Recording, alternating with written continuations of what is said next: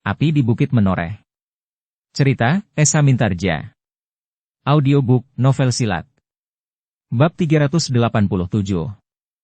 Sabung Sari pun telah menyampaikan rencana pertemuan yang harus tetap dapat dilakukan seandainya Ki Ajar Gurawa kemudian terikat untuk tetap berada di sarang kelompok itu.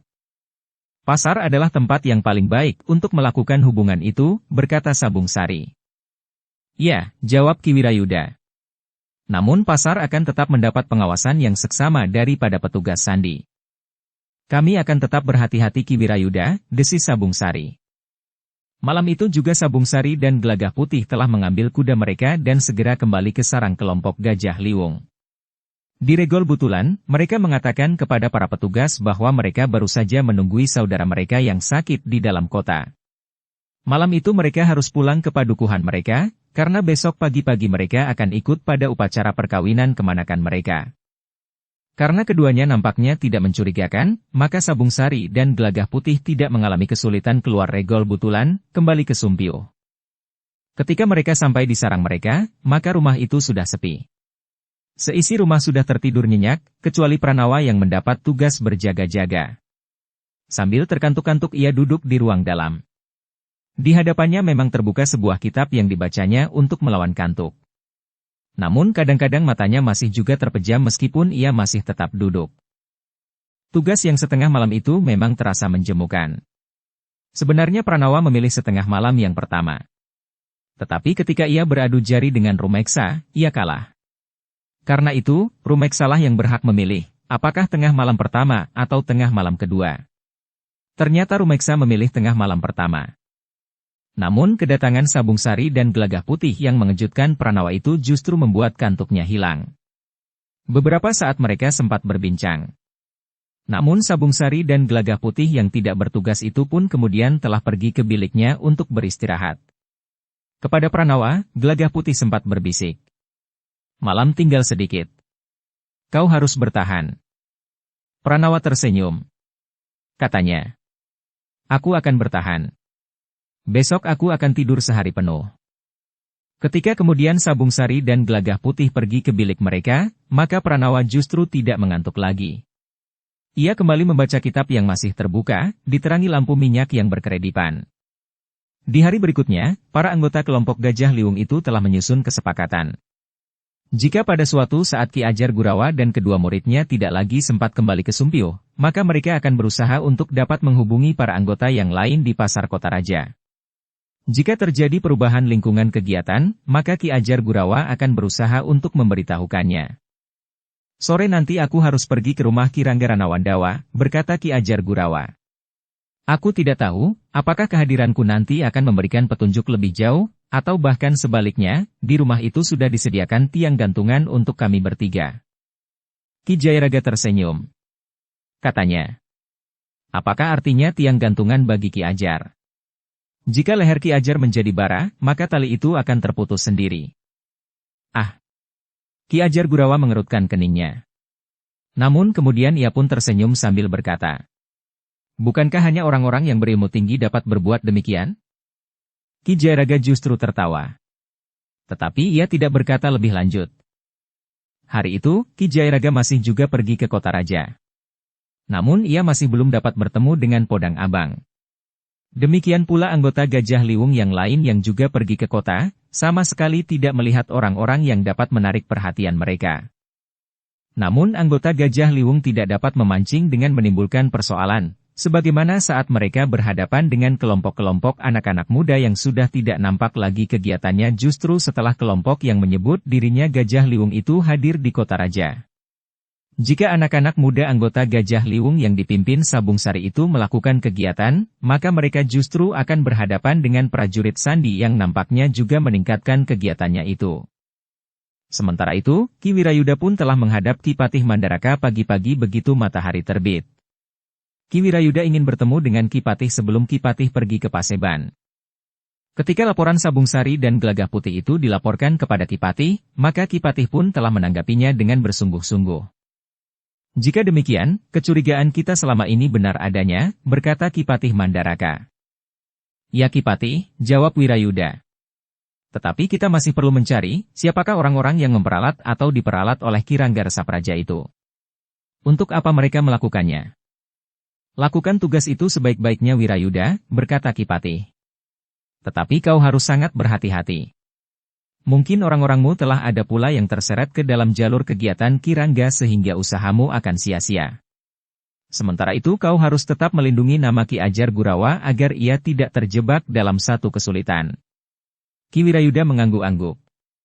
Ia sadar bahwa penyelidikannya selanjutnya atas Ki Ranggarasa Praja dan Ki Ranggara Nawandawa harus melalui jalurnya sendiri tanpa mengaitkan nama Ki Ajar Gurawa yang menyebut dirinya Kertadangsa itu.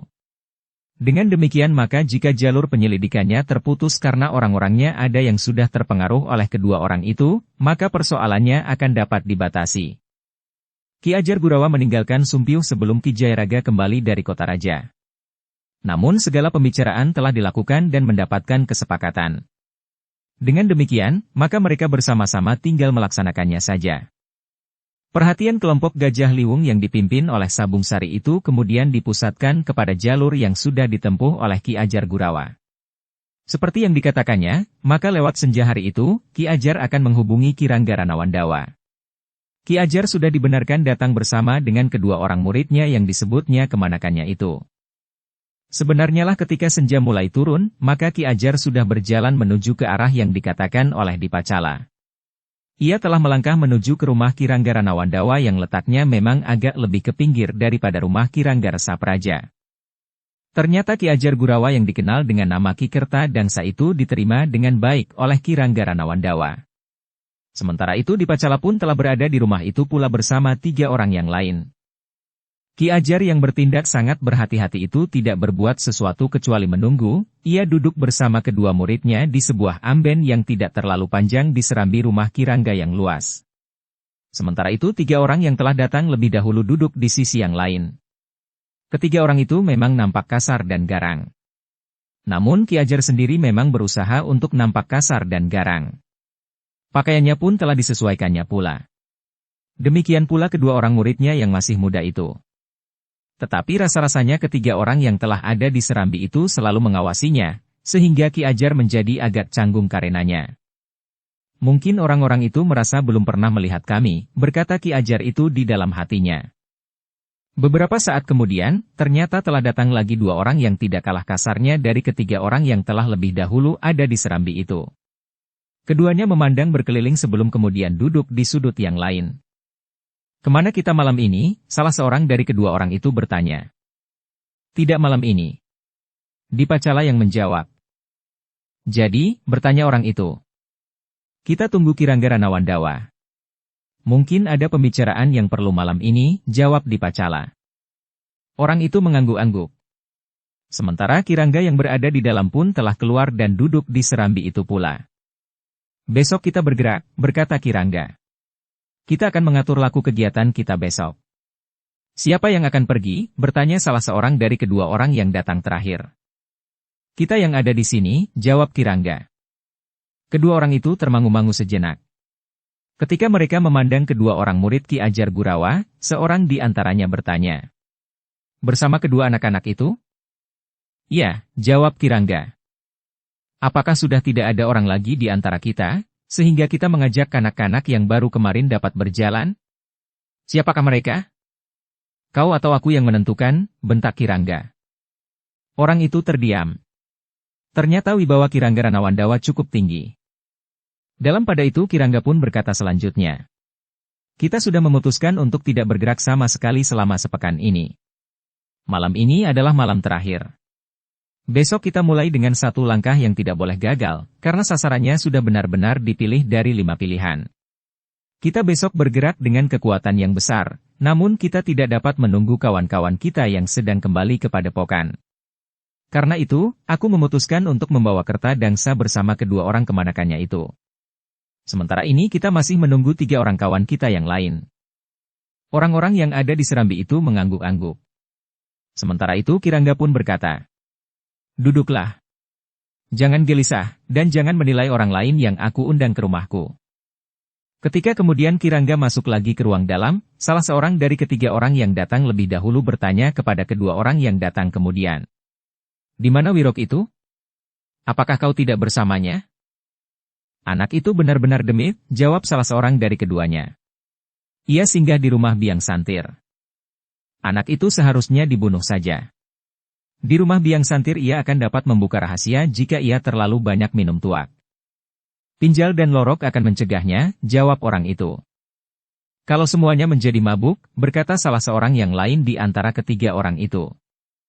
Jika rahasia itu terbuka, Biang Santir memang harus dibunuh.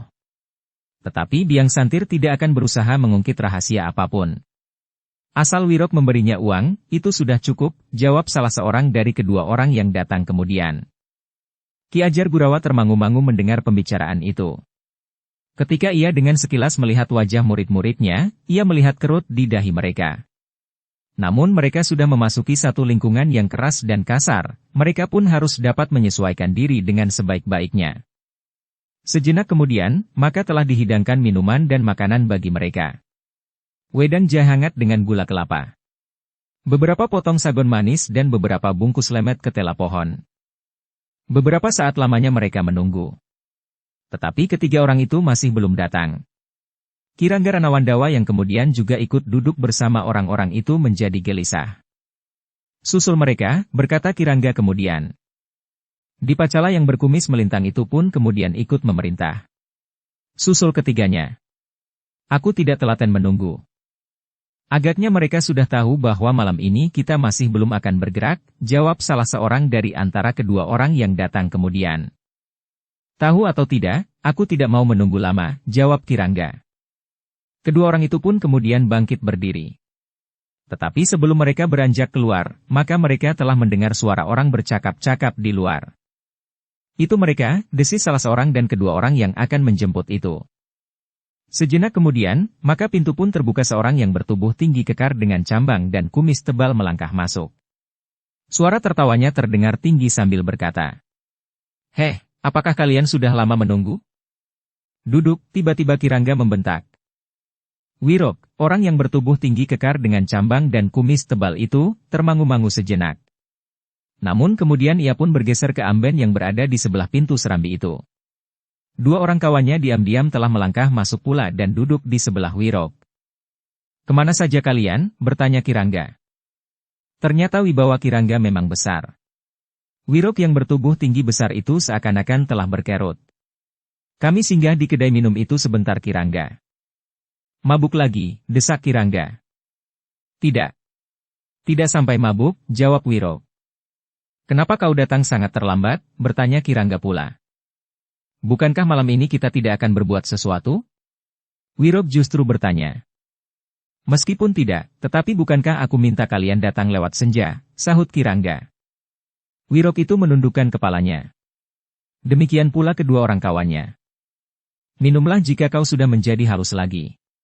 Kita akan berbicara tentang rencana kita besok," berkata Ki Rangga kemudian. Ketiga orang itu masih saja menunduk. Sementara Ki Rangga pun berbicara tentang rencananya. "Besok kita berkumpul sedikit lewat senja. Jangan terlambat," berkata Ki Rangga Ranawandawa. Semua orang yang ada di ruang itu mengangguk. Dipacala sendiri akan memimpin kalian ke rumah saudagar emas dan berlian itu. Menurut pengamatan terakhir, setelah peristiwa perampokan yang telah terjadi itu, di rumah itu telah dijaga oleh sekitar 5 orang yang dianggap akan mampu melindungi rumah itu. Tetapi kelima orang itu bersama keluarga Ki Saudagar tidak akan mampu membendung kalian. Kita akan mendatangi rumah itu dengan lebih dari 10 orang. Tidak usah terjadi pembunuhan. Yang penting harta benda orang itu dapat kalian kuasai. Pembunuhan hanya terjadi dalam keadaan yang tidak mungkin dihindari. Jika seorang saja mati, maka para petugas sandi akan melipat gandakan usaha pencarian, berkata Ki Rangga. Yang ada di ruang itu mendengarkan sambil mengangguk-angguk. Sementara itu Ki Rangga Ranawandawa pun berkata, "Aku kenal baik dengan orang yang akan kalian rampok besok. Karena itu aku tahu pasti, bahwa di dalam rumahnya itu terdapat perhiasan yang tidak ternilai harganya. Menurut penilaianku, saudagar yang satu ini memiliki perhiasan emas dan berlian lebih banyak dari 3 saudagar terkaya yang lain di kota raja ini. Meskipun seandainya ada sebagian dari perhiasan itu terjual, namun yang masih tinggal di rumahnya tentu masih cukup banyak. Karena itu, kalian besok harus berhasil. Orang yang ada di serambi itu saling memandang. Bahkan ada di antara mereka yang sempat menghitung, termasuk Wirok. 10 orang, desis Wirok. Apakah kau tidak dapat menghitung sampai 12? Bertanya Kirangga. Termasuk anak-anak itu, bertanya Wirok pula. Bertanyalah, apakah mereka berani melakukan tugas ini? Jangan bertanya kepada Kertadangsa pamannya itu. Bertanyalah kepada kemanakannya itu, jawab Kirangga. Untuk melakukan tugas ini memang diperlukan keberanian. Wirok mengangguk. Tetapi ia masih ragu-ragu. Bertanyalah langsung kepada mereka, bentak Kirangga. Kertadangsa menjadi berdebar-debar. Jika ia sudah menjalani ujian, maka kedua muridnya ternyata harus diuji pula. Apakah mereka pantas untuk ikut atau tidak? Karena itu Kertadangsa memutuskan untuk tidak mencampuri sikap murid-muridnya. Ia hanya berharap agar murid-muridnya tanggap atas keadaan yang mereka hadapi. Wirok yang merasa sudah mendapat perintah dari Kirangga itu pun telah bangkit dan melangkah mendekati kedua orang murid yang diaku sebagai kemanakan Kertadangsa itu. Dengan kasar Wirok bertanya, "Gus, apakah kau akan ikut berburu besok?" Kertadangsa mengerutkan keningnya. Namun nampaknya kemanakannya itu tanggap. Dengan tegas yang tertua di antara mereka menjawab, "Ya. Aku akan ikut paman." "Bukankah paman akan ikut pula?" Wirok tertawa. Katanya, "Pamanmu besok tidak pergi bertamasya. Tetapi akan merampok. Mungkin pamanmu mati melawan para gegeduk yang diupah untuk melindungi rumah Ki Sudagar itu. Apakah dengan begitu kau juga akan ikut mati?" "Paman tidak akan mati. Yang mungkin mati adalah kau," jawab murid Ki Ajar yang diaku sebagai kemanakannya itu. "Tutup mulutmu," bentak Wirok. "Kau sudah mulai mengigau. Jika sekali lagi kau menyinggung perasaanku, aku pilin lehermu." Tetapi yang tidak diduga-duga telah terjadi. Tiba-tiba saja murid Ki Ajar yang tertua itu membentak sambil bangkit. "Apa hakmu mempersoalkan aku dan adikku?" Wirok terkejut bukan kepalang. Anak muda yang disebutnya masih kanak-kanak itu berani membentaknya. Justru karena itu untuk beberapa saat Wirok berdiri terheran-heran. "Kau heran?" bertanya Dipacala. "Anak iblis." Wirok itu menggeram. Dan dengan nada geram ia bertanya, "Kau berani membentak aku? Kau berani mengancam aku?" sahut murid Ki Ajar yang tua itu. Wirok tiba-tiba saja berpaling kepada Dipacala sambil menggeretakkan gigi menahan kemarahan yang menggelegak di dadanya. Katanya, "Ki Lurah, apa yang boleh aku lakukan atas anak ini?" "Sekehendakmu." Ia sudah berani menyatakan dirinya ikut dalam perburuan kita. Karena itu maka ia tentu menyadari apa yang dilakukannya. Ia tidak akan tergantung kepada orang lain untuk bersandar atas sikap yang diambilnya, jawab Dipacala. Ki Ajar pun mengerti bahwa itu merupakan satu isyarat bahwa kedua muridnya pun harus diuji. Atau salah seorang daripadanya, untuk menentukan apakah mereka pantas untuk ikut atau malahan justru akan menghambat pekerjaan mereka. Karena itu, Ki Ajar pun sama sekali tidak mencampurinya, ia duduk saja terkantuk-kantuk sambil menggaruk punggungnya sekali-sekali jika punggungnya terasa gatal. Namun dalam pada itu Wirok pun seakan-akan telah mendapat izin untuk berbuat apa saja atas anak muda yang telah berani menantangnya itu. Karena itu, dengan kasar Wirok telah menggapai pundak anak itu. Tetapi sementara tangannya dengan jari-jari terbuka terjulur untuk menggapai pundak anak muda itu, maka anak muda itu justru melangkah maju sambil merendahkan dirinya. Dengan cepat ia berbalik sambil menangkap pergelangan tangan Wirok yang bertubuh raksasa itu. Justru mempergunakan tenaga dorong Wirok sendiri, maka murid Ki Ajar itu telah menarik kemudian mengangkat pundaknya, sehingga Wirok yang tubuhnya jauh lebih besar daripadanya itu terangkat dan terputar di udara. Dengan derasnya Wirok itu pun jatuh terbanting di lantai serambi yang keras, hampir saja menimpa Ki Ajar yang duduk dengan tenang di tempatnya. Ki Ajar memang dengan cepat bergeser. Hampir tidak dapat dilihat dengan mata telanjang.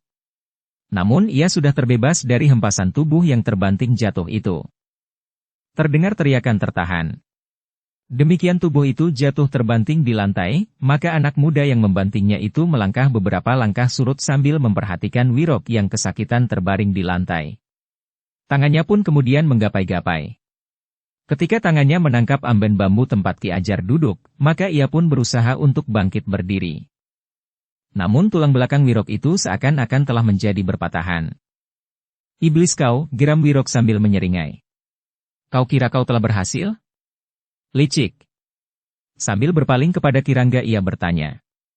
Jika aku tidak dianggap bersalah, aku akan membunuhnya. Kau kira ia akan membiarkan dirinya kau cekik sampai mati, bertanya Kirangga. Aku akan membunuhnya, geram Wirok. Ternyata baik Kirangga maupun Dipacala sama sekali tidak mencegahnya. Wirok melangkah maju mendekati murid Ki Ajar yang tua itu. Murid Ki Ajar itu memang selangkah surut. Ia berusaha untuk berada di tempat yang lebih lapang. Jika Wirok itu menyerangnya, maka murid Ki Ajar itu benar-benar akan bertempur untuk membuat raksasa yang sombong itu menjadi jera. Mula-mula Ki Ajar menjadi cemas. Jika muridnya itu menunjukkan unsur-unsur gerak ilmunya yang sesungguhnya, mungkin Kirangga atau Ki Dipacala akan menjadi curiga. Meskipun Ki Ajar tahu bahwa muridnya itu tanggap atas keadaan yang dihadapinya, namun dalam ketidaksadaran, ia akan dapat terjebak sehingga Kirangga mencurigainya, sehingga rencana selanjutnya akan sulit dilakukannya, tetapi ternyata bahwa muridnya itu pun mengerti. Karena itu, ia merasa tidak perlu mempergunakan unsur-unsur khusus dari perguruannya atau yang menjadi ciri dari perguruannya. Ketika Wirok itu mendekatinya, maka murid Ki Ajar itu sudah bertekad untuk melawannya dengan beradu kekuatan. Meskipun tubuhnya jauh lebih kecil dari tubuh Wirok, tetapi dengan landasan tenaga cadangan di dalam dirinya, ia yakin akan dapat mengimbangi kekuatan Wirok itu. Sebenarnya lah bahwa Wirok memang hanya melandasi keberaniannya atas kekuatannya yang besar. Namun ketika ia berusaha memukul kening lawannya yang masih muda itu, lawannya telah menangkis serangannya dengan cepat, mengangkat tangan lawannya yang terayun itu sehingga lambungnya terbuka. Dengan keras sekali anak muda itu telah memukul lambung Wirok yang terbuka itu. Terdengar Wirok mengaduh kesakitan, sehingga badannya justru terbungkuk. Dengan kasarnya, murid Ki Ajar yang tua itu telah mencengkam rambutnya dan membenturkan kepala Wirok itu pada lututnya. Wirok berteriak kesakitan. Sekali lagi tubuhnya jatuh tersungkur di lantai, demikian lawannya itu melepaskan rambutnya. Bahkan kemudian darah telah meleleh dari hidungnya. Namun kemudian ketika dengan kasar anak muda itu membalik tubuh Wirok dan siap menginjaknya, maka terdengar Kirangga mencegahnya. Cukup. Kau sudah membuktikan bahwa kau memang pantas untuk ikut serta besok bersama pamanmu. Tetapi ia menghina aku, geram anak muda itu. Cukup. Kau dengar kata-kataku, hentak Kirangga. Anak muda itu tidak menjawab lagi. Ia pun kemudian bergeser kembali ke tempat duduknya. Meskipun wajahnya masih gelap, tetapi anak muda itu telah duduk kembali. Sementara itu Wirok pun telah bangkit. Sambil mengusap darah di hidungnya ia menggeram. Aku akan membunuhnya. Kau yang akan dibunuhnya, sahut Kirangga. Karena itu aku perintahkan kalian berdua tidak lagi bermusuhan, agar aku tidak perlu membunuh kalian berdua. Kau tahu bahwa aku tidak pernah bermain-main dengan ancamanku? Wirok mengangguk kecil. Pergi ke belakang. Bersihkan wajahmu itu di pakiwan, berkata Kirangga kemudian. Wirok itu kemudian telah pergi ke pakiwan. Sementara Kirangga berkata, nah, terbukti bahwa kemenakanmu juga pantas untuk ikut Kertadangsa. Sudah aku katakan, mereka lebih kasar dari aku, berkata Kertadangsa. Kendalikan kemanakanmu, agar mereka tidak menjadi besar kepala sehingga aku sendiri harus membunuhnya, berkata Kirangga. Kertadangsa mengangguk sambil menjawab. Ya Kirangga. Satu-satunya hukuman di sini adalah mati.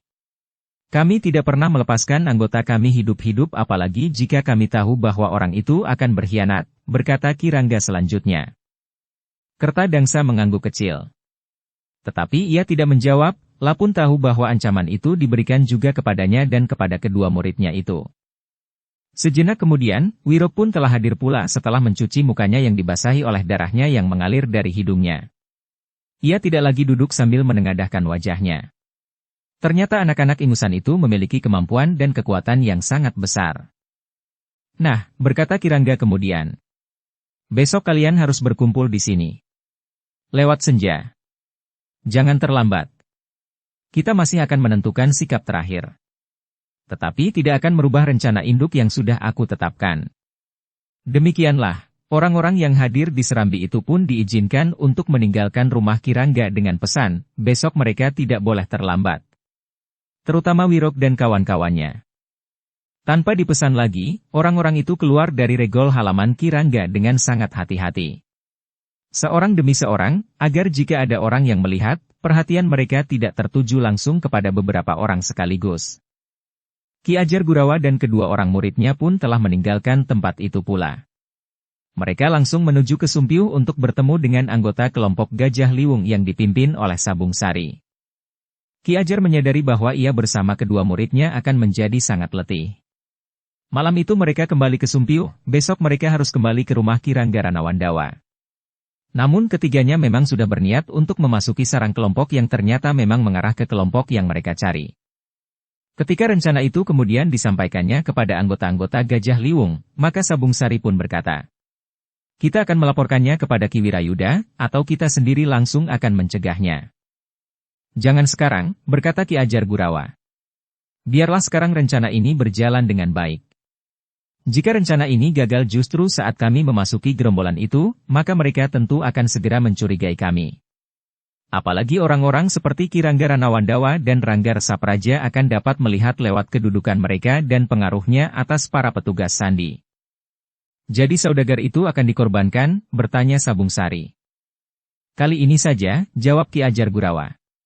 "Aku akan menjaga agar tidak terjadi korban jiwa. Terutama dari lingkungan Ki Saudagar bersama keluarganya.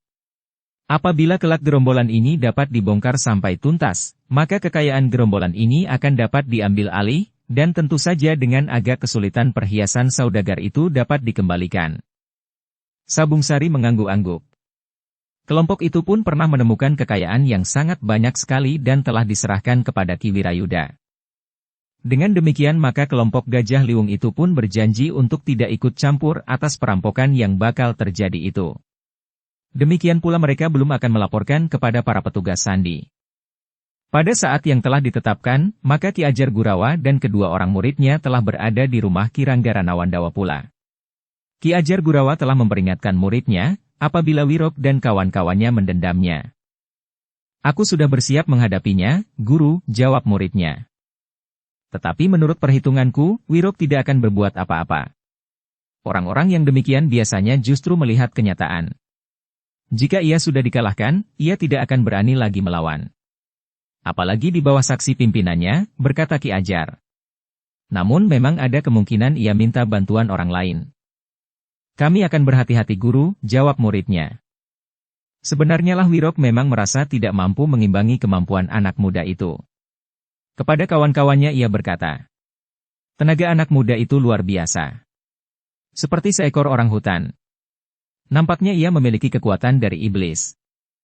"Apakah kau tidak ingin membalas dendam?" bertanya seorang kawannya. "Ia akan dapat mematahkan leherku.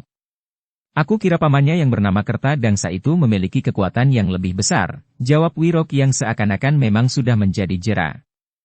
Seperti yang diminta oleh Kirangga, maka orang-orang yang akan menyertai di Pacala merampok sasaran yang sudah ditentukan itu tidak ada yang datang terlambat. Wirok juga tidak. Kemudian dengan jelas Kirangga memberitahukan sasaran yang akan mereka tuju. Kirangga pun menjelaskan keadaan rumah dan ruangan-ruangan yang ada di rumah itu. Pintu-pintu butulan dan longkangan-longkangan.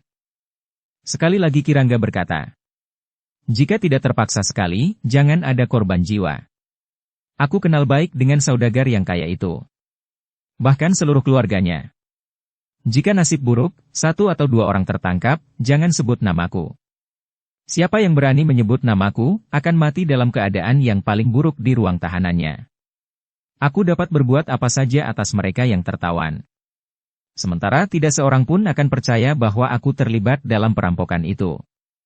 Tetapi jika ada di antara kalian yang tertangkap dan tidak menyebut namaku, aku akan mengusahakan keadaan yang paling baik baginya di dalam tahanan.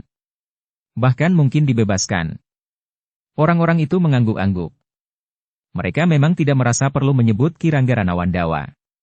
Yang mereka anggap pimpinan mereka adalah Ki Dipacala, yang akan mempertanggungjawabkan segala akibat yang terjadi pada perampokan yang akan mereka lakukan. Pada saat terakhir, ternyata semua yang berangkat sebanyak 15 orang termasuk Ki Ajar dan 2 orang muridnya. Dipacala telah membawa 3 orang kawan lagi. Juga di antara orang-orang yang sudah mereka kenal sebelumnya. Dengan demikian, maka orang baru di antara mereka adalah Kertadangsa dengan 2 orang kemanakannya. Namun Kertadangsa telah menjalani ujian kesetiaan paling berat di antara orang-orang itu. Tetapi sampai sekian jauh, Kertadangsa masih belum berani mengungkit hubungan orang-orang itu dengan kelompok yang juga menyebut diri bernama kelompok Gajah Liwung. Juga belum berani bertanya hubungan mereka dengan Pati dan Gunung Kendeng. Ketika saatnya sudah tiba, maka Dipacala pun mulai mengatur langkah. Mereka akan datang ke tujuan melalui jalan yang berbeda-beda. Pada tengah malam, mereka akan berkumpul di tempat yang sudah ditentukan. Hati-hati. Jangan sampai terlihat oleh prajurit yang meronda di malam hari. Mereka tentu akan bertindak tegas terhadap siapapun yang mereka curigai, pesan Ki Dipacala. Kemudian katanya pula, cegah setiap usaha siapapun untuk memukul isyarat dengan kentongan. Terutama orang-orang di halaman rumah saudagar itu.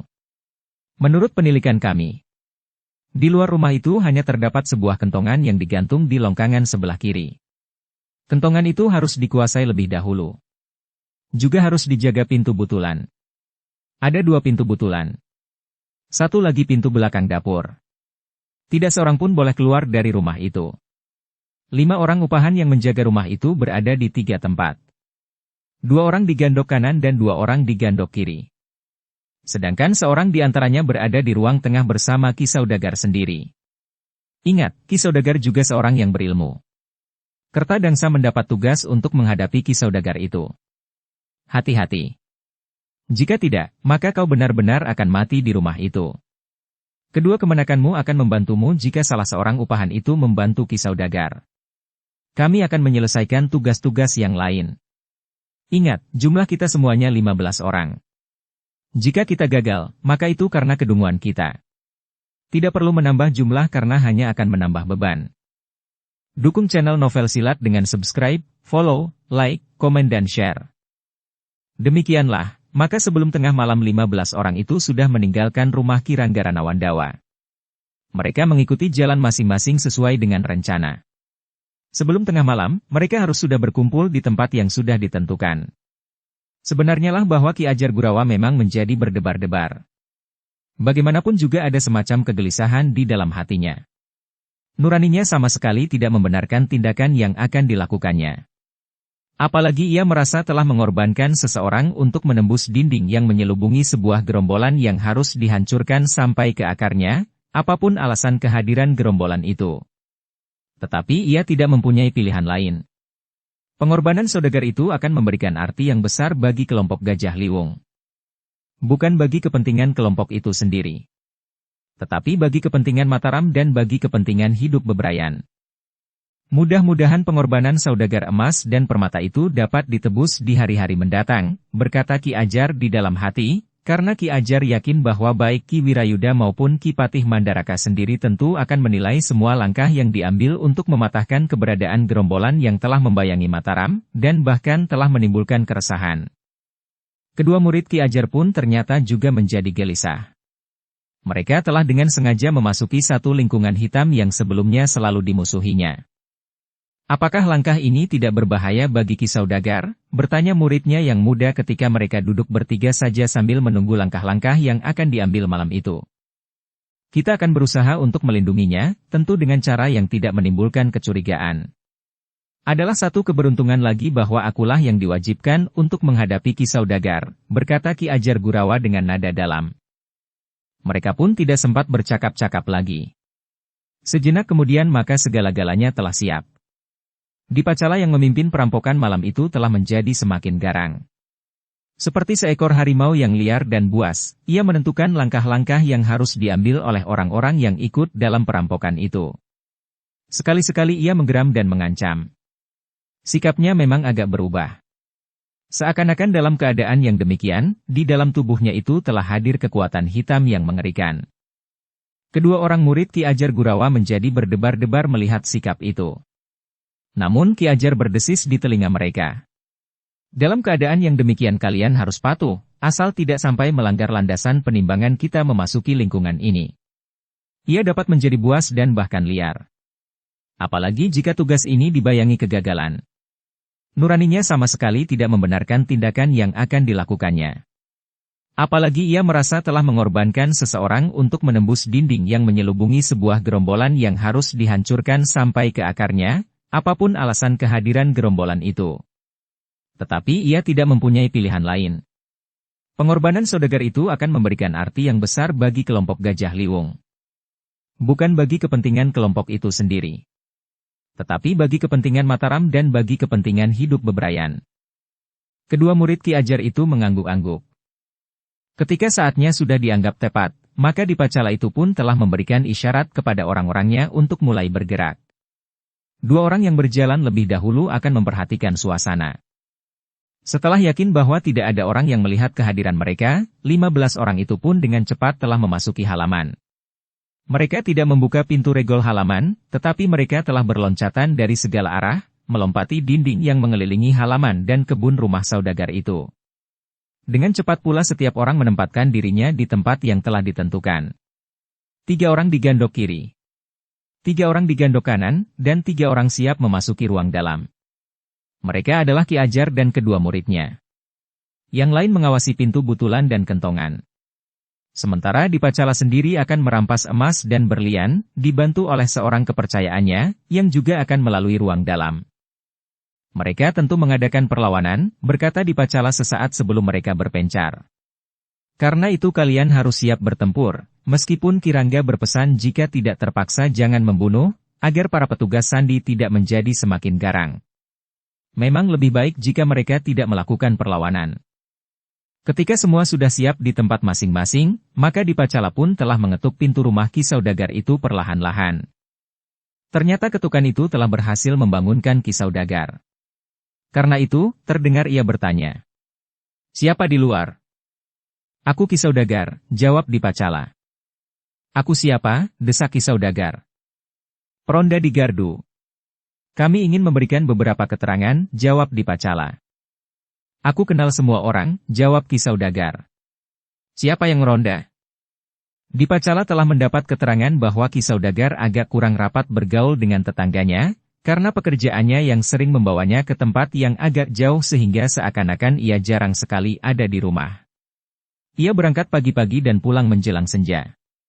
Karena itu Dipacala pun tahu bahwa saudagar itu tidak akan dapat mengenali tetangga-tetangganya dengan baik. Apalagi anak-anak mudanya. Karena itu maka ia pun menjawab. Aku Subi, anak Suta. Ternyata Ki Saudagar itu justru ragu-ragu. Jawaban Dipacala yang seakan-akan pasti itu membuatnya bimbang. Ki Saudagar, berkata Dipacala. Kami melihat 3 orang bergerak memasuki padukuhan ini. Keterangan singkat itu nampaknya memang menarik perhatian Ki Saudagar. Bahkan kemudian Dipacala mulai berbicara dengan kata-kata yang sengaja dibuat kurang jelas. Ternyata pancingan Dipacala itu berhasil. Meskipun dengan ragu, namun akhirnya Dipacala mendengar langkah mendekati pintu. Tidak hanya seorang, tapi 2 orang. Dipacala pun memberi isyarat kepada orang-orang yang bersamanya berdiri di muka pintu itu untuk berhati-hati. Namun ternyata Ki Saudagar pun bertindak sangat hati-hati. Sebelum ia membuka pintu, ia telah menarik ujung 2 utas tali yang menggantung di sebelah pintu. Ternyata Dipacala sama sekali tidak menduga, bahwa dengan demikian maka tali-tali yang menjalar panjang itu telah menggerakkan gentai yang ada di gandok sebelah menyebelah, sehingga dengan demikian maka orang-orang yang diupah oleh saudagar emas berlian itu segera mempersiapkan diri. Tetapi ternyata Dipacala benar-benar seorang perampok yang berpengalaman. Ia pun segera memberi isyarat agar semua orang tetap tenang.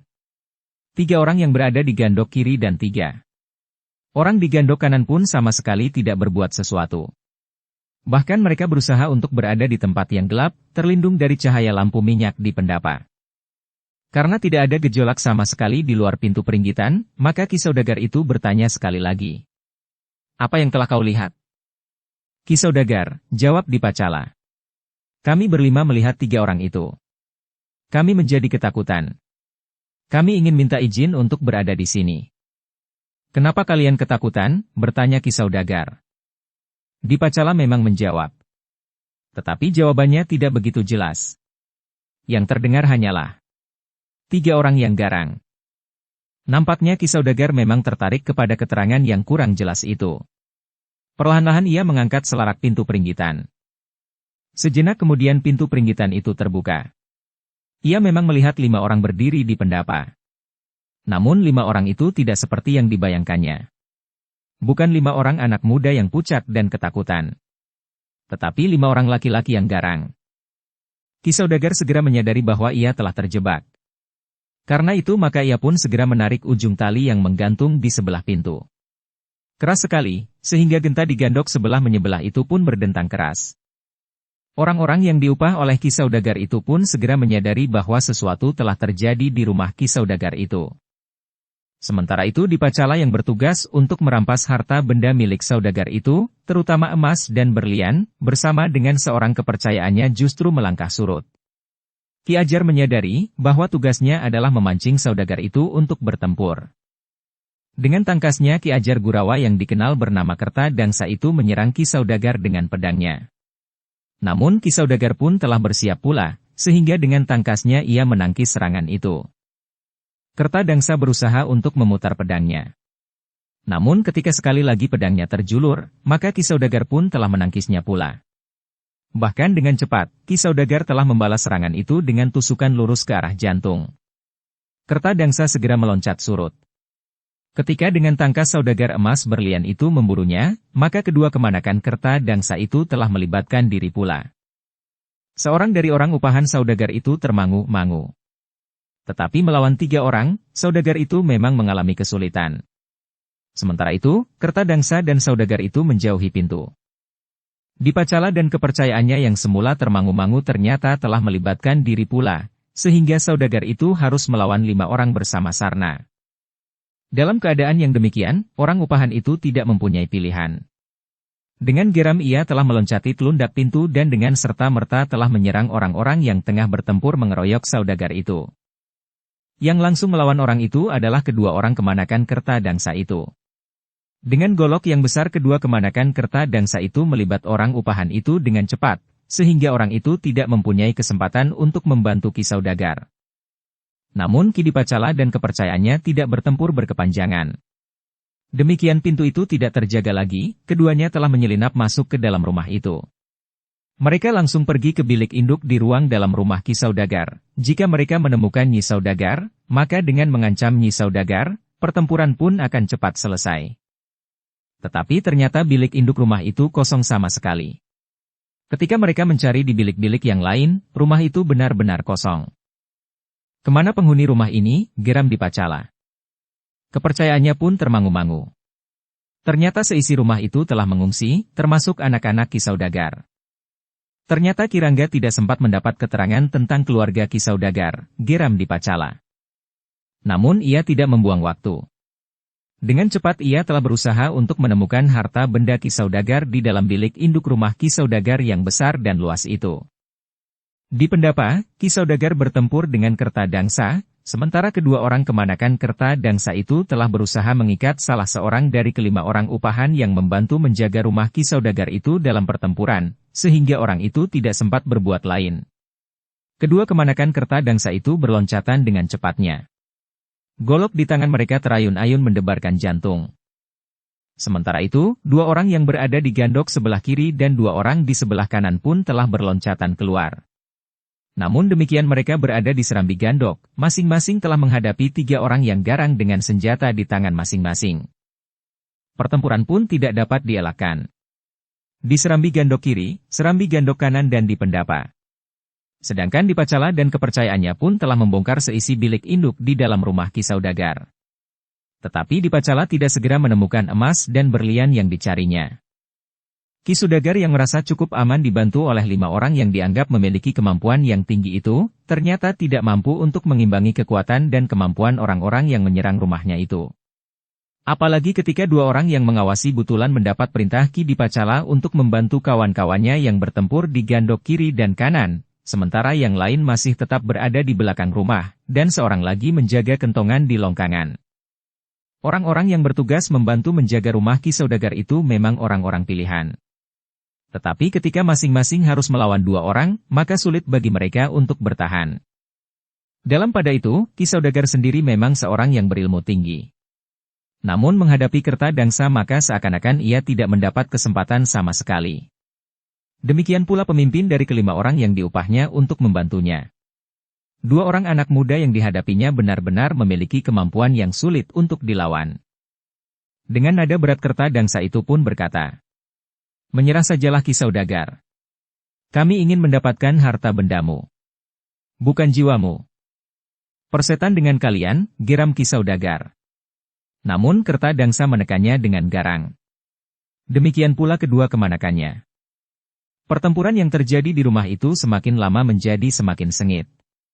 Tidak seorang pun dari mereka yang sempat menggapai pemukul kentongan di longkangan, karena setiap orang yang ada di rumah itu harus bertempur melawan dua orang, kecuali Ki Saudagar sendiri yang bertempur melawan Kertadangsa. Halaman yang luas dari rumah saudagar kaya itu seakan-akan telah memisahkan rumah itu dengan tetangga-tetangganya yang pada umumnya juga berhalaman cukup luas, meskipun rumah mereka tidak sebesar dan sebaik rumah Ki Saudagar. Di dalam rumah itu, Dipacala masih sibuk mencari harta benda saudagar kaya itu. Namun mereka ternyata tidak segera dapat menemukannya. "Setan saudagar itu," geram Dipacala. "Di mana ia menyembunyikan harta bendanya?" Namun dalam pada itu, Kertadangsa pun telah membuat perhitungan tersendiri. Jika ia tidak segera menguasai saudagar itu, maka banyak hal dapat terjadi. Jika perkelahian itu didengar orang atau diketahui para peronda, maka persoalannya akan menjadi lain. Karena itu, maka dengan tangkas Kertadangsa itu telah mengurung Ki Saudagar dengan senjatanya. Semakin lama semakin cepat, sehingga saudagar itu tidak mempunyai ruang gerak lagi, karena setiap kali sabetan senjata Kertadangsa rasa-rasanya hampir menyentuh kulitnya. "Ki Saudagar," berkata Kertadangsa sekali lagi, "mumpung kulitmu belum tergores senjata, sebaiknya kau menyerah. Kau jangan menilai harta bendamu lebih dari nyawamu, karena kau masih mungkin mendapatkan harta benda sebanyak lebih dari yang hilang. Tetapi kau tidak akan dapat mencari pengganti nyawamu kemanapun, jika nyawamu hilang. Aku yang akan membunuhmu," geram Ki Saudagar. Tetapi justru ujung senjata Kertadangsa yang hampir saja menyambar bibirnya. Sebenarnya lah, Ki Saudagar tidak dapat berbuat sesuatu menghadapi Kertadangsa. Namun agaknya Ki Saudagar juga tidak mudah untuk menyerah. Sementara itu, orang-orang yang diupah Ki Saudagar yang masing-masing harus bertempur melawan dua orang itu pun hampir tidak mempunyai kesempatan apapun juga. Para perampok bertempur dengan kasar dan keras, sehingga orang-orang upahan itu benar-benar mengalami kesulitan. Sedangkan pemimpin dari orang-orang itu, telah dikuasai pula oleh kedua orang anak muda yang disebut sebagai kemenakan Kertadangsa itu. Ki Saudagar yang bertempur di pendapa itu pun akhirnya menyadari bahwa kelima orang-orangnya tentu tidak akan sanggup bertahan. Jika ia berkeras untuk bertempur terus, maka perampok-perampok itu akan kehilangan kesabaran dan mungkin akan menyakitinya atau bahkan membunuhnya. Ki Saudagar tidak mengira bahwa sekelompok perampok dalam jumlah yang begitu besar benar-benar telah memasuki rumahnya. Namun hal itu ternyata telah terjadi. Apalagi seorang di antara para perampok itu ternyata mampu mengimbangi tataran ilmunya, bahkan melampauinya. Dalam keadaan yang terdesak maka saudagar itu telah membuat pertimbangan-pertimbangan khusus. Apalagi ketika kemudian dalam pertempuran yang cepat, telah terjadi benturan yang sangat keras. Begitu besar tenaga perampok yang melawannya itu, sehingga senjata saudagar itu telah terlepas dari tangannya. Dengan cepat Kertadangsa telah melekatkan ujung senjatanya kepada saudagar itu sambil berkata, "Perintahkan semua orangmu menghentikan perlawanan, atau kau biarkan mereka mati. Hanya kau yang diperlukan oleh kami. Kawan-kawanmu tidak berarti apa-apa. Karena itu, jika kau tidak memerintahkan mereka berhenti melawan, maka mereka akan segera mati." Saudagar itu termangu-mangu. Tetapi ia memang tidak ingin orang-orangnya mati. Dalam pada itu, Dipacala yang tidak segera mendapatkan apa yang dicarinya menjadi sangat marah. Ia telah memerintahkan kawannya yang dipercayakannya itu untuk mengikutinya. "Kita bantu Kertadangsa. Kita paksa saudagar itu menyerah dan berbicara tentang harta bendanya." Namun, demikian ia mendekati pintu, maka ia mendengar saudagar itu berteriak, "Kita menyerah. Tidak ada gunanya kita memberikan perlawanan." Dipacala itu termangu-mangu sejenak. Namun ketika ia keluar dari pintu peringgitan, ia melihat saudagar itu telah menyerah. Orang-orangnya pun kemudian telah menyerah pula. Kertadangsa memang memiliki kelebihan, berkata Dipacala di dalam hatinya. Demikianlah, Ki Saudagar telah dipaksa untuk menunjukkan harta bendanya. Ia pun sependapat dengan Kertadangsa, bahwa harta benda itu dapat dicarinya lagi, tetapi ia tidak akan dapat membeli nyawa dimanapun juga. Namun Ki Sudagar masih berasa beruntung, bahwa keluarganya telah diungsikannya. Para pembantunya pun telah diizinkan pulang ke rumah di malam hari. Hal ini lepas dari pengamatan Ki Ranggana Wandawa, karena Nyi Sudagar dan anak-anaknya baru menyingkir setelah senja turun. Di siang hari mereka memang berada di rumah itu. Demikian pula para pembantu di rumah itu, yang dinilai hanya akan menjadi beban saja jika terjadi sesuatu. Tetapi untuk selanjutnya hal itu tidak penting. Bagi Dipacala yang penting adalah harta benda saudagar kaya raya itu. Orang-orang yang diupah oleh saudagar itu pun tidak dapat berbuat apa-apa lagi. Ki Saudagar sendiri telah menyerah. Sementara mereka pun menyadari bahwa jumlah perampok yang datang itu memang terlalu banyak untuk dilawan. Bahkan orang-orang yang diupah itu juga merasa heran, bahwa Ki Saudagar begitu cepatnya kehilangan keberaniannya untuk melawan. Lawan Ki Saudagar adalah seorang perampok yang berilmu sangat tinggi, berkata pemimpin dari orang-orang yang diupah itu di dalam hatinya. Dengan petunjuk Ki Saudagar, maka harta benda yang berupa emas berlian itu pun segera diketemukan. Bahkan beberapa buah keris yang berpendok emas bertetes berlian. Demikian pula ukiran pada hulu keris itu. Maaf Ki Saudagar, berkata Ki Dipacala. Aku akan membawa semua harta kekayaanmu. Ki Saudagar memang tidak dapat mencegahnya. Namun ia berkata, terserahlah. Tetapi aku minta tinggalkan keris Kiai Woi. Dipacala termangu-mangu sejenak. Namun kemudian katanya, yang mana yang kau maksud? Ki Saudagar termangu-mangu sejenak. Namun kemudian ia berkata, apakah aku boleh menunjukkannya? Ki Dipacala ternyata mengangguk. Katanya, ambillah. Ki Saudagar telah mengambil satu di antara beberapa kerisnya yang dimasukkan ke dalam peti yang terdapat di bawah kolong amben di ruang tengah. Tempat yang tidak terduga sebelumnya, karena justru berada di tempat terbuka. Setelah sebilah kerisnya diambil, maka peti itu pun telah ditutup dan siap untuk dibawa. Ki Saudagar, berkata Dipacala. Maaf bahwa aku masih akan mengganggu. Aku akan membawa Ki Saudagar bersama kami sampai ke Bulak Panjang. Satu jaminan keselamatan bagi kami. Ki Saudagar menarik nafas dalam-dalam. Tetapi ia tidak dapat menolak. Demikianlah, maka para perampok itu pun telah meninggalkan rumah Ki Saudagar. Mereka ternyata telah berpencar kembali. Ki Dipacala telah memerintahkan Ki Ajar dan kedua orang kemanakannya untuk membawa Ki Saudagar ke Bulak Panjang dan melepaskannya di Bulak Panjang. Yang lain akan mengambil jalan mereka masing-masing, berkata Ki Dipacala. Ki Saudagar tidak dapat mengelak, ia menurut saja ketika Ki Ajar Gurawa dan kedua muridnya membawanya keluar melalui dinding kota yang agak rendah. Ketiga orang yang membawa Ki Gurawa itu telah membantu Ki Saudagar meloncat dinding dengan memanjat sebatang pohon yang besar, yang dahannya menyilang di atas dinding. Ketika Kertadangsa sudah meloncat turun, Ki Saudagar menjadi ragu-ragu. Namun kedua murid Ki Ajar itu berkata, meloncatlah. Atau kami akan mendorongmu. Ki Saudagar memang meloncat turun. Kakinya sedikit terasa sakit. Namun ia telah dipaksa untuk berjalan menjauhi dinding kota, memasuki sebuah bulak panjang lewat jalan setapak di sebelah parit yang mengalir deras. Kelima orang upahan yang berada di rumahnya tidak berani berbuat sesuatu. Mereka tidak berani pula melaporkan perampokan itu, untuk menjaga keselamatan Ki Sudagar. Dengan demikian maka kesempatan para perampok untuk melarikan diri menjadi cukup luas. Ketika Ki Ajar Gurawa kemudian sampai di Bulak Panjang, mendekati padukuhan di seberang, maka Ki Ajar itu pun berkata, Ki Saudagar, jaraknya sudah cukup jauh. Aku akan melepaskan Ki Saudagar. Tetapi berhati-hatilah. Jika kau salah langkah, maka yang akan mengalami kesulitan bukan hanya Ki Saudagar, tetapi juga kelompok Ki Sudagar. Jika malam ini kami hanya 15 orang, kami minta Ki Saudagar mengetahui bahwa jumlah kami seluruhnya adalah lebih dari 50 orang. Apakah kalian dari kelompok Gajah Liwung? Bertanya Ki Sudagar. Pertanyaan Ki Saudagar tidak pantas, jawab Ki Ajar. Ki Sudagar tidak bertanya lagi.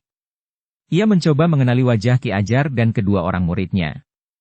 Tetapi wajah itu nampak begitu kotor dan tidak jelas di dalam keremangan malam. Kau mencoba mengenali kami? Ki Ajar itu tertawa. Suaranya pun sama sekali tidak mirip dengan suara Ki Ajar Gurawa sehari-hari. Demikianlah, maka Ki Saudagar itu pun telah dilepaskannya. Sementara itu Ki Ajar dan kedua orang muridnya telah menghilang pula di dalam gelap. Namun dengan cepat mereka telah kembali ke kota dengan meloncati dinding kota, menuju ke rumah Ki Ajar Ranggara Nawandawa. Ki Saudagar sambil membawa kerisnya yang bernama Kiai Woi berjalan perlahan-lahan menuju ke pintu gerbang kota. Wajahnya pucat, serta jantungnya bergejolak keras. Peristiwa yang baru saja terjadi telah mengguncang jiwanya. Meskipun demikian, Saudagar itu masih tetap mampu mempertahankan keseimbangan jiwanya yang terguncang itu. Ia masih tetap menyadari sepenuhnya apa yang telah terjadi atas dirinya. Semua harta bendanya telah dibawa oleh para perampok, selain sebuah pusakanya yang bernama Kiai Woi. Aku masih beruntung, berkata Ki Saudagar. Nyawaku masih dibiarkannya.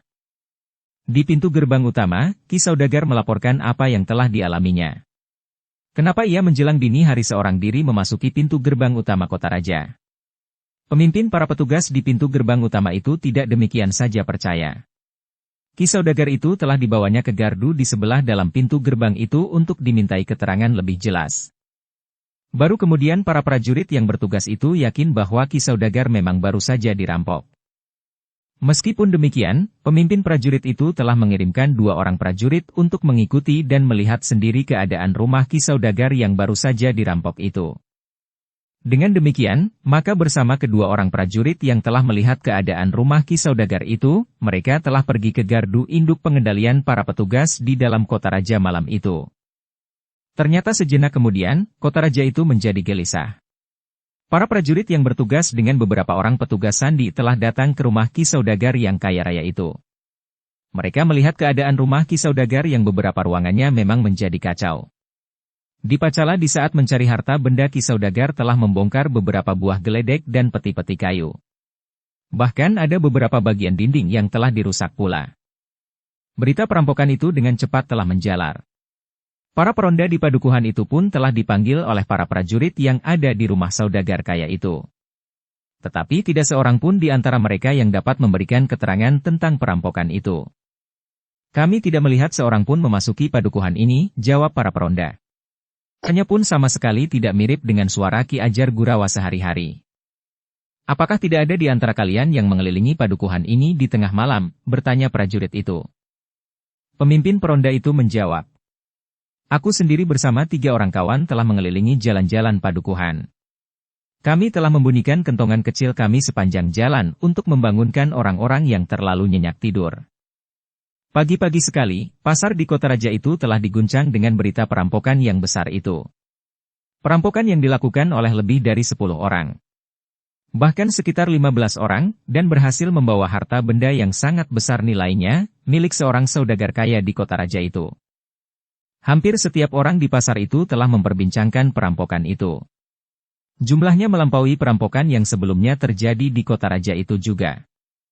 Dalam pada itu, pagi-pagi benar, Sabung Sari dan Gelagah Putih telah sampai di pasar itu pula.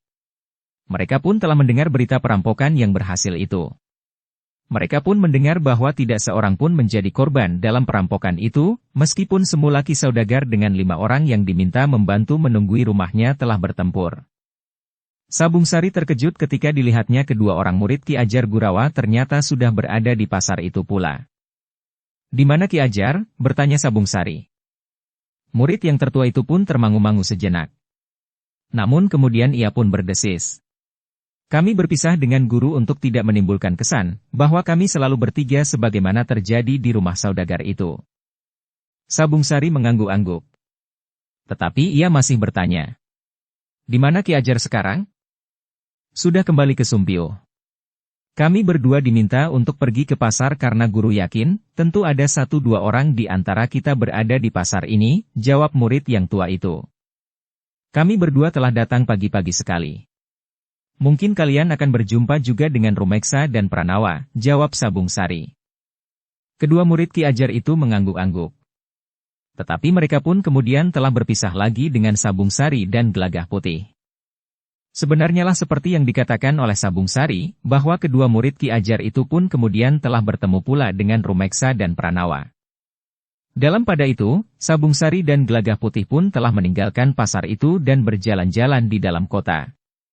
Tetapi mereka tidak berniat lewat di sekitar tempat tinggal saudagar yang semalam telah dirampok, karena tempat itu tentu masih diawasi oleh para prajurit sandi. Adalah di luar dugaan, bahwa tiba-tiba saja keduanya telah berjumpa dengan seseorang yang telah mereka kenal baik, Podang Abang. Sabung Sari dan Gelagah Putih memang berhenti ketika Podang Abang menyapanya. "Hei anak-anak muda. Sepagi ini kalian telah berkeliaran di dalam kota? Apakah sarangmu sekarang tidak jauh dan kota?" bertanya Podang Abang. "Kau ingin menantang kami?" bertanya Sabung Sari tiba-tiba. "Tidak," jawab Podang Abang. "Aku akan menghindari perselisihan dengan siapapun juga karena aku masih harus menepati janjiku. Bertemu dengan Ki Jayaraga. Katakan, di mana Ki Jayaraga dapat menemuimu?" "Kapan? Sendiri atau dengan saksi?" bertanya Sabung Sari. Podang Abang mengerutkan keningnya. Katanya, "Aku tidak dapat menentukan kapan dan di mana. Pada suatu saat biarlah keadaan memutuskan." Sabung Sari mengangguk-angguk sambil berdesis. "Ternyata kau masih tetap ragu-ragu, karena kau menyadari kekuranganmu." "Jangan memancing persoalan," desis Podang Abang. "Aku sengaja memancing persoalan," jawab Sabung Sari. "Aku berharap kau marah dan kita akan bertempur. Aku berdua dan kau seorang diri. Itu kalau kau berani." Podang Abang ternyata tertawa saja. Katanya, "Nampaknya suaramu adalah suara orang yang sangat kecewa. Heh, bagaimana dengan kawan-kawanmu? Apakah mereka tidak mampu membantu saudagar kaya raya yang semalam dirampok orang?" Sabung Sari mengerutkan keningnya. Sementara dengan serta-merta Gelagah Putih bertanya, "Dari mana kau tahu bahwa telah terjadi perampokan?" "Dari mana?" Podang Abang tertawa semakin keras. "Bagaimana mungkin kau bertanya seperti itu, sementara orang-orang di seluruh kota telah membicarakannya?" Gelagah Putih mengangguk-angguk. Katanya, "Dan kau ikut merasa berhasil dengan keberhasilan para perampok itu?" Podang Abang ternyata masih saja tertawa. Katanya, "Sudahlah. Aku tidak ingin melayani kalian, karena aku akan dapat menjadi sasaran kekecewaan kalian. Jika kau ikut berhasil, aku hanya akan mengucapkan selamat kepadamu Podang Abang," berkata Sabung Sari. "Terima kasih. Tetapi bukankah merampok adalah pekerjaan anak-anak? Pekerjaan orang-orang tua adalah duduk sambil minum wedang jahe hangat dengan gula aren," jawab Podang Abang. "Baiklah. Aku akan menyampaikannya kepada Ki Jayaraga. Mungkin ia akan mencarimu. Bahkan mungkin pagi ini ia juga sudah berada di kota ini. Jika kau akan menemuinya, telusuri saja jalan-jalan kota ini." Podang Abang mengerutkan keningnya, ia tidak ketawa lagi. Namun katanya, "Aku akan menemuinya kapan saja aku ingin. Sekarang, kau masih akan menikmati kemenanganmu semalam, meskipun bukan kau sendiri yang melakukannya?" bertanya Sabung Sari. "Sudahlah. Kita berpisah sampai di sini," berkata Podang Abang, yang dengan tergesa-gesa meninggalkan Sabung Sari dan Gelagah Putih. Ketika Podang Abang menjadi semakin jauh, maka Sabung Sari dan Gelagah Putih pun meneruskan langkah mereka menelusuri jalan-jalan kota. Sementara itu Sabung Sari sempat mengamati keadaan di sekitarnya, sebagaimana dilakukan oleh Gelagah Putih. "Kau lihat dua orang di bawah pohon gayam itu?" bertanya Sabung Sari. "Ya," jawab Gelagah Putih. "Apakah kau menganggap bahwa orang itu mempunyai hubungan dengan Podang Abang?" bertanya Sabung Sari pula. "Nampaknya demikian," jawab Gelagah Putih. "Mereka sekarang mengawasi kita." Sabung Sari mengangguk. Namun ia pun telah menggamit Gelagah Putih dan memberi isyarat agar mereka berbalik arah dan lewat di sisi yang lain. Gelagah Putih ternyata tanggap. Mereka pun kemudian telah menyeberang jalan dan berbalik arah. Demikian mereka sampai di bawah pohon gayam itu, maka Sabung Sari berkata, "Kita beristirahat di sini." "Aku juga letih," desis Gelagah Putih. Keduanya pun kemudian duduk pula di bawah pohon gayam itu. Tetapi dengan demikian kedua orang yang telah berada di bawah pohon gayam itu kemudian telah meninggalkan tempatnya dan berjalan menyusuri jalan itu perlahan-lahan. Tetapi sekali-sekali keduanya masih berpaling. Ternyata Gelagah Putih sempat juga bergurau dengan mereka. Karena demikian keduanya berpaling, Gelagah Putih telah mengangkat tangannya melambai kepada keduanya. Ternyata keduanya tidak berpaling lagi. Keduanya berjalan semakin cepat meninggalkan tempat itu. Sambil tersenyum Sabung Sari berkata, "Kau telah mengganggu mereka." "Kau yang mulai," jawab Gelagah Putih. Keduanya tertawa tertahan. Namun dalam pada itu Sabung Sari pun berkata, "Aku yakin bahwa Podang Abang terlibat dalam perampokan itu meskipun tidak langsung." Gelagah Putih mengangguk-angguk. Katanya, "Namun masih harus dibuktikan. Apakah kedua orang yang tadi duduk di sini dapat dimintai keterangan tentang Podang Abang itu?" Sabung Sari termangu-mangu sejenak. Namun kemudian katanya, "Aku tidak yakin. Mungkin keduanya dengan segala akibatnya akan menolak untuk mengakui bahwa mereka adalah orang-orang Podang Abang." Gelagah Putih mengangguk-angguk pula. Lapun menyadari bahwa tidak mudah untuk mendapatkan keterangan tentang orang-orang sebagaimana Podang Abang. Kadang-kadang seseorang lebih baik mati daripada harus memberikan keterangan tentang mereka yang sangat ditakutinya. Karena itu, maka Sabung Sari pun kemudian memutuskan untuk kembali saja ke Sumpio. "Ki Ajar tentu sudah berada di rumah," berkata Sabung Sari. "Kita akan mendapat banyak cerita tentang usahanya." Sabung Sari pun kemudian telah mengajak Gelagah Putih untuk meninggalkan tempat itu. Mereka memang singgah lagi di pasar. Tetapi mereka tidak bertemu dengan siapapun selain orang-orang yang lain sibuk di pasar itu, sambil sekali-sekali terdengar orang-orang yang masih memperbincangkan perampokan yang ternyata telah menggetarkan kota raja itu. Sebenarnya lah jantung para pimpinan prajurit Sandi Mataram telah terguncang. Dari Ki Saudagar yang dirampok itu tidak banyak didapatkan petunjuk tentang orang-orang yang telah merampok rumahnya. "Mereka memang sulit untuk dikenali," berkata saudagar itu. "Mereka membuat wajah mereka tidak wajar. Suara mereka pun tentu bukan suara mereka sehari-hari. Ada yang melengking tinggi. Ada yang rendah sehingga hampir tidak terdengar. Pimpinannya itu tidak terlalu kasar sebagaimana orang-orangnya.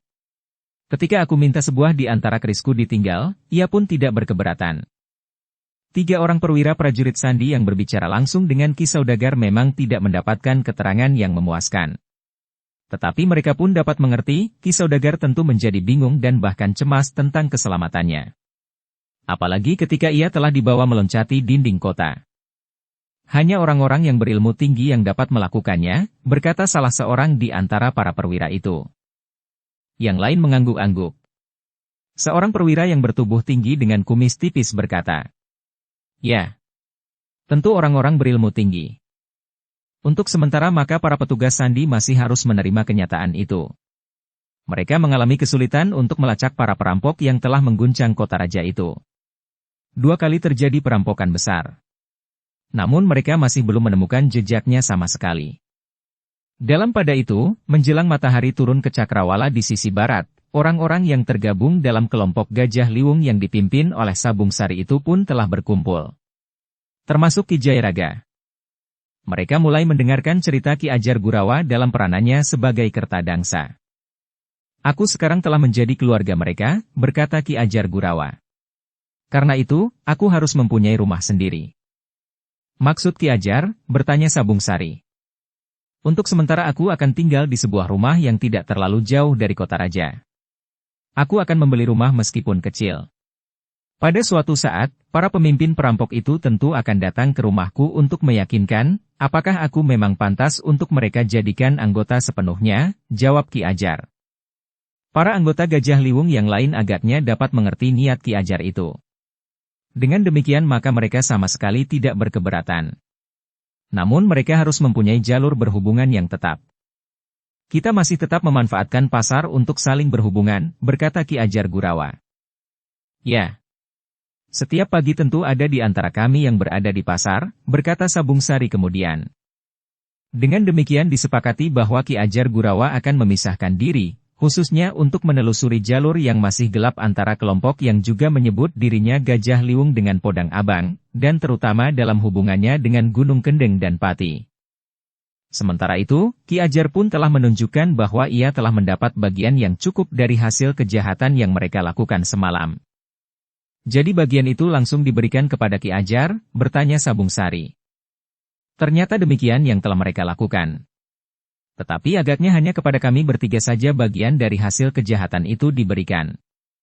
"Agaknya kepada yang lain tidak," jawab Ki Ajar Gurawa.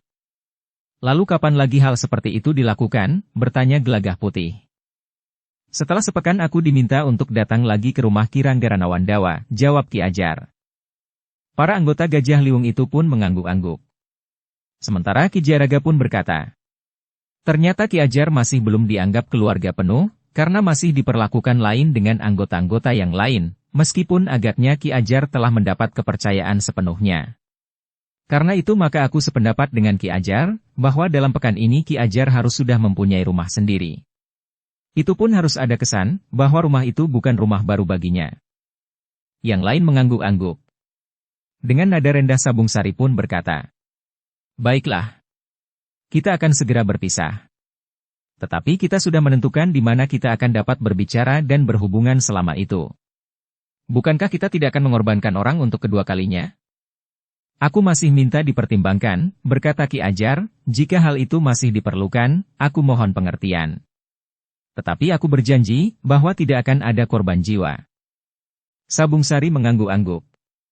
Namun ia pun kemudian bertanya. Bagaimana jika kami membuat laporan kepada Ki Wirayuda tentang peristiwa yang telah terjadi? Ki Ajar termangu-mangu sejenak. Namun kemudian ia pun mengangguk-angguk. Ki Wirayuda tentu menunggu, karena ketika aku memasuki lingkungan itu, Ki Wirayuda dan bahkan Ki Patih Mandaraka telah mendapatkan laporan. Tetapi jangan lupa menyebutkan, bahwa kami mohon pengertian dan kebijaksanaan Ki Wirayuda. Seumpama kita sedang mengail, maka untuk mengail ikan yang besar tentu dibutuhkan umpan yang besar pula. Sabung Sari mengangguk-angguk. Katanya, besok aku akan menghadap Ki Wirayuda.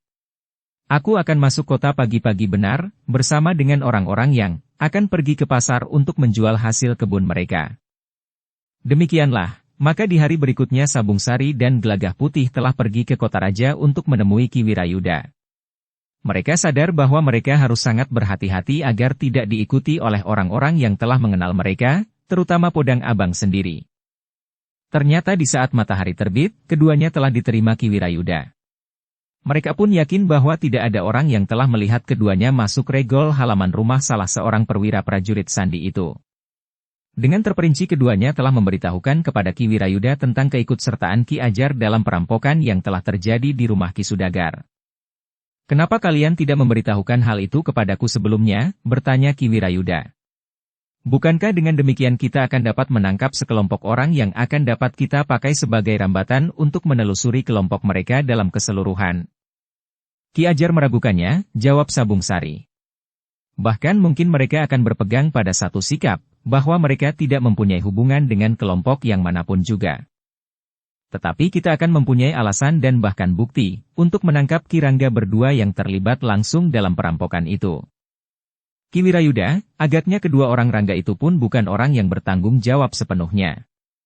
Tentu masih ada orang lain yang tidak dapat dikenali oleh setiap anggota, jawab Sabung Sari. Lalu katanya pula, memang sulit untuk sampai kepada orang itu. Tetapi Ki Ajar masih akan minta kesempatan sekali lagi. Dalam waktu sepekan lagi, Ki Ajar telah diminta datang dan berkumpul di rumah Ki Ranggaranawandawa. Bagaimana mungkin kita akan mengorbankan orang lain lagi? Jika usaha itu gagal, maka korban kita terlalu banyak. Bahkan mungkin Ki Ajar dan kedua muridnya juga akan menjadi korban. Bukankah pada umumnya orang yang sudah tidak diperlukan lagi akan disingkirkan? Jawab Ki Wirayuda. Namun Ki Ajar mempunyai perhitungan tersendiri, jawab Sabung Sari. Lapun kemudian menceritakan rencana Ki Ajar untuk membeli rumah dan memisahkan diri untuk sementara. Ia pun menceritakan bahwa berdua mereka telah bertemu dengan Podang Abang serta dua orang yang agaknya pengikut Podang Abang. Ki Wirayuda termangu-mangu sejenak.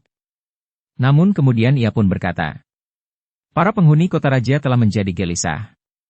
Jika hal ini tidak segera dapat dipecahkan, maka persoalannya tentu akan sampai kepada Panembahan Senapati. Jika Panembahan Senapati menjadi kecewa terhadap para petugas sandi, maka Panembahan Senapati akan dapat mengambil langkah sendiri. Karena Panembahan Senapati adalah seorang yang dapat berbuat banyak hal di luar dugaan kita. Tetapi seandainya Panembahan Senapati sendiri yang memecahkan persoalan ini, kemana wajah kami para petugas sandi, akan kami sembunyikan? Ki Wirayuda, desis Sabung Sari. Kami hanya mohon kesempatan sekali lagi.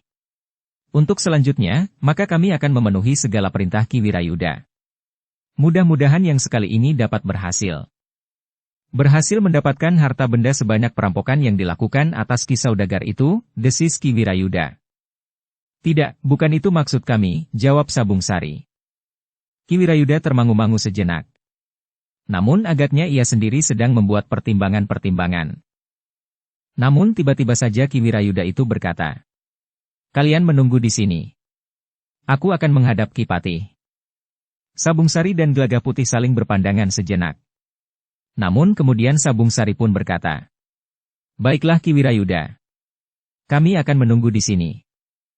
Demikianlah, Ki Wirayuda pun segera membenahi diri. Kemudian ia pun telah memerintahkan seorang pembantunya untuk mempersiapkan kudanya. Sejenak kemudian, maka kudanya pun telah berderap meninggalkan regol halaman rumahnya. Namun Ki Wirayuda sebagai seorang perwira petugas sandi cukup berhati-hati. Meskipun kudanya kemudian berlari, tetapi ia sama sekali tidak nampak tergesa-gesa. Ketika kemudian ia melaporkan peristiwa perampokan itu kepada Ki Patih Mandaraka, maka Ki Patih pun mengangguk-angguk. Agaknya Ki Patih pun dapat mengerti jalan pikiran Ki Ajar Gurawa. Tetapi Ki Patih pun tidak ingin keresahan rakyat Mataram berkepanjangan. Karena itu, maka katanya, "Baiklah. Jika perlu kita akan memberi kesempatan sekali lagi. Mudah-mudahan Ki Ajar Gurawa mendapat jalan untuk menelusuri kelompok itu lebih jauh. Jika tidak, maka kita dapat berbekal Ki Ajar itu sendiri. Kita dapat membicarakan cara yang terbaik dengan Ki Ajar, agar kita dapat menangkap kedua orang rangga itu. Mungkin kita minta Ki Ajar melakukan satu kegiatan sehingga kita dapat menangkapnya.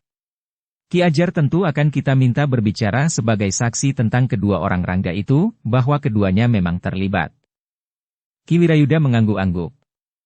Katanya, "Baiklah Ki Patih. Aku akan menyampaikannya kepada dua orang anggota kelompok Gajah Liwung yang sekarang menunggu di rumahku. Mereka akan kembali ke sarang mereka hari ini," bertanya Ki Patih. "Ya. Tetapi sudah tentu dengan sangat berhati-hati. Sambil pulang, aku harus mengamati apakah regol rumahku tidak sedang diawasi oleh seseorang," jawab Ki Wirayuda. "Baru setelah aku yakin tidak ada seorang pun, mereka akan keluar dari regol rumahku." Ki Patih mengangguk-angguk. Katanya, "Bekerjalah dengan sangat berhati-hati. Kedua orang rangga yang telah menyimpang dari janji prajurit itu harus dapat kita tangkap dengan saksi dan bukti yang lengkap. Syukur kita dapat menyingkap tabir yang lebih dalam lagi, sebagaimana diinginkan oleh Ki Ajar itu." Demikianlah, maka Ki Wirayuda pun segera meninggalkan rumah Ki Patih Mandaraka. Seperti yang dikatakannya, ketika ia mendekati rumahnya, maka Ki Wirayuda pun telah mengamati keadaan dengan teliti. Baru kemudian setelah ternyata tidak ada orang yang mencurigakan, maka Ki Wirayuda pun telah masuk regol halaman rumahnya. Kepada Sabung Sari dan Gelagah Putih Ki Wirayuda telah menyampaikan semua pernyataan Ki Patih. Jika perlu Ki Patih tidak berkeberatan memberikan kesempatan kepada Ki Ajar untuk sekali lagi mengorbankan sasaran perampokan, asal tidak terjadi korban jiwa. "Baiklah Ki Wirayuda," sahut Sabung Sari. "Jika demikian kami pun akan mohon diri. Hati-hatilah.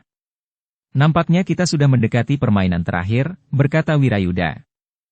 Dengan hati-hati Sabung Sari dan Gelagah Putih telah meninggalkan rumah Ki Wirayuda. Namun untuk itu, Ki Wirayuda lebih dahulu keluar dari regol rumahnya. Baru kemudian Sabung Sari dan Gelagah Putih. Malam itu, para anggota kelompok Gajah Liwung telah menentukan sikapnya. Ki Ajar ternyata telah membeli sebuah rumah yang kecil dan sedikit kotor. Beberapa peralatan tua masih terdapat di dalam rumah itu. Rumah yang memang sudah beberapa lama tidak dihuni, karena orang yang terakhir yang tinggal di rumah itu telah meninggal tanpa meninggalkan anak dan istri. Karena itu, maka rumah itu telah jatuh ke tangan kemenakannya, dan kemudian telah dijualnya kepada Ki Ajar. Bersama dua muridnya Ki Ajar pun kemudian telah tinggal di rumah itu. Ia sengaja tidak membersihkan halamannya, selain sumur dan pakiwannya. Tidak jauh dari rumah itu mengalir sebuah parit yang agak besar membelah padukuhannya, sehingga rumah Ki Ajar itu justru seakan-akan terpencil karena dipisahkan oleh parit itu. Seperti yang dikatakan sebelumnya, maka dalam waktu sepekan setelah perampokan itu terjadi, Ki Ajar dengan kedua orang muridnya telah pergi ke rumah Ki Ranggana Wandawa.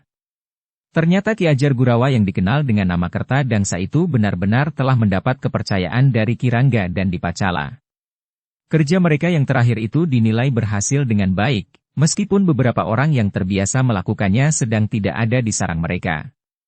Tetapi Kertadangsa telah mengambil alih peran mereka, sehingga segala sesuatunya berlangsung dengan cepat dan bersih, tanpa korban jiwa yang dapat membuat para petugas sandi menjadi semakin keras bekerja untuk mengungkapkan kejahatan yang telah mereka lakukan. Namun ternyata tidak ada rencana yang telah tersusun. Dipacala masih belum mengatakan dengan pasti apa yang akan mereka lakukan kemudian. Namun Dipacala telah memperkenalkan Kertadangsa dengan seorang yang sebelumnya belum pernah dilihatnya. "Siapa orang pikun ini?" bertanya orang itu. Orang yang bertubuh sedang, tanpa ada tanda-tanda yang menarik perhatian terhadapnya. Wajahnya justru nampak tenang, sementara matanya memancarkan ketajaman penggeraitanya. "Kertadangsa," jawab Dipacala. "Orang ini telah menunjukkan kelebihannya dari orang lain." "Kau ambil dari mana orang ini?" bertanya orang itu. "Aku ambil orang itu dari pasar. Ia berkeliaran di tempat-tempat judi dan sabung ayam," jawab Dipacala. "Kau perlukan orang ini? Apakah kau yakin ia tidak berkhianat?" bertanya orang itu langsung di hadapan Kertadangsa. "Ia telah mengalami pendadaran. Ia cukup setia. Tetapi ia memang agak mahal," jawab Dipacala. Orang itu mengangguk-angguk, sementara Dipacala menyebut namanya. "Kitrunapatrap." "Orang baru?" bertanya Kertadangsa. "Gila orang ini," geram Kitrunapatrap. "Seharusnya ia mendapat kesan bahwa aku bukan orang baru." Kertadangsa tertawa. Katanya, "Asal saja aku bertanya. Aku tidak tahu, aku harus berkata apa saja." "Orang ini perlu mendapat perhatian khusus," berkata Kitrunapatrap. "Iya baik," jawab Ki Dipacala. "Di mana rumahnya?" bertanya Trunapatrap. Ki Dipacala termangu-mangu sejenak. Namun kemudian ia pun bertanya, "Di mana rumahmu?" "Baru sekarang kau bertanya," desis Kertadangsa. "Kau memang Dumu Dipacala," berkata Trunapatrap, yang nampaknya kedudukannya tidak kalah dari Dipacala. "Kita akan melihatnya besok," berkata Dipacala. "Baru besok? Bagaimana jika sejak kemarin ia melarikan diri setelah berkhianat?" bertanya Trunapatrap. Lalu katanya, "Sementara kita tidak tahu di mana rumahnya. Tetapi ia tidak berkhianat. Pekerjaan kita dapat kita selesaikan dengan baik. Sampai sekarang juga tidak ada usaha penangkapan atas kita. Jika ia berkhianat, maka kita tentu sudah ditangkap," jawab Dipacala. "Sampai sekarang tidak. Tetapi siapa tahu." Namun ternyata Kertadangsa itu menyahut. "Kau mencurigai aku?" "Semua orang aku curigai," jawab Trunapatrap. "Aku sudah pernah berkata, aku akan meninggalkan gerombolan ini. Aku akan mencari kawan untuk menyusun gerombolan sendiri," berkata Kertadangsa. "Sudahlah," cegah Dipacala. "Sampai sekarang aku tidak mencurigaimu. Tetapi orang baru ini tiba-tiba saja mencurigai aku," jawab Kertadangsa. "Aku bukan orang baru, setan," jawab Ki Trunapatrap. "Aku justru orang penting di sini seperti Dipacala. Aku juga sudah dipercaya untuk memimpin perampokan sebagaimana dilakukan oleh Dipacala sepekan yang lalu. Nah, jika demikian kenapa kau bersikap seperti itu, sedangkan Ki Dipacala yang mengambil aku dan lingkaran sabung ayam tidak mencurigai? Kiranggara Nawandawa tidak mencurigai, dan Kiranggara Sapraja juga tidak," jawab Kertadangsa. "Apakah orang ini sudah mengenal Kiranggara Sapraja?" bertanya Trunapatrap. "Ya. Ia mendapat pendadaran cukup berat." "Membunuh Kiranggara Sapraja," jawab Dipacala. "Ia menjadi begitu sombong," desis Ki Trunapatrap. "Sudahlah," berkata Ki Dipacala. "Kita akan menunggu keterangan Kirangga. Apa yang akan kita lakukan selanjutnya dan kapan?" "Besok kau harus pergi ke rumah iblis itu," geram Trunapatrap. "Aku mempunyai rumah seperti kebanyakan orang." "Heh, apakah kau mempunyai rumah, atau kau hanya menumpang di barak?" sahut Kertadangsa. "Cukup," bentak Ki Trunapatrap. "Aku koyak mulutmu. Lakukan jika kau mampu."